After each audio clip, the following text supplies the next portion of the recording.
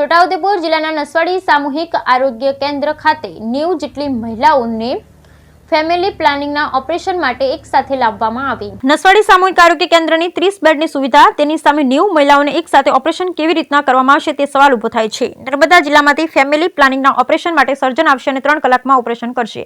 આદિવાસી વિસ્તારમાં family પ્લાનિંગના operation કરતા પહેલા અધિકારીઓ ધ્યાન નથી આપતા, તેનો આ નમૂનો છે। ઓપરેશન કર્યા બાદ આ મહિલાઓને ક્યાં સુડાવવામાં આવશે તે સવાલ ઉભો થઈ રહ્યો છે।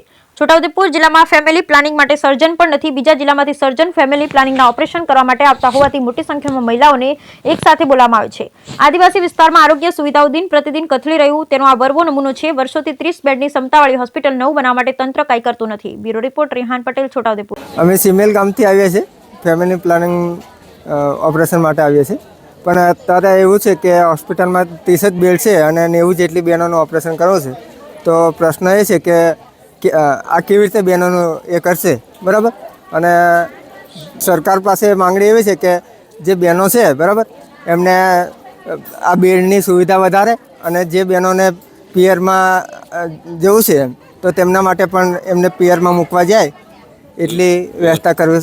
હવે એમનો પ્રશ્ન છે, પણ એના માટે બેડની સુવિધા વધારવી, દવાખાનું મોટું કરવું જોઈએ, બરાબર, અને બેડની સુવિધા વધારવી જોઈએ। શું નામ તમારું? રાઠવા કિરણભાઈ વિહારીભાઈ। અંદાજે 90 ઉપર મહિલાઓને ઓપરેશન માટે બોલાવવામાં આવ્યા છે।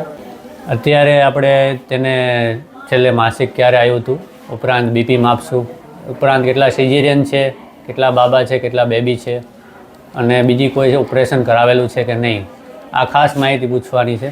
ઉપરાંત તેના બ્લડ રિપોર્ટ પણ થાય, તેનું હિમોગ્લોબિન ઓછું છે કે નહીં, છેલ્લે એની યુરિન તપાસ થાય કે એમાં પ્રેગ્નન્ટ છે કે નહીં, બધું ચેક કરીને જો લાભાર્થી આપણને લાગે કે આ યોગ્યતામાં આવે છે, એના ક્રાઇટેરિયામાં આવે છે તો જ ઓપરેશન કરવામાં આવે છે।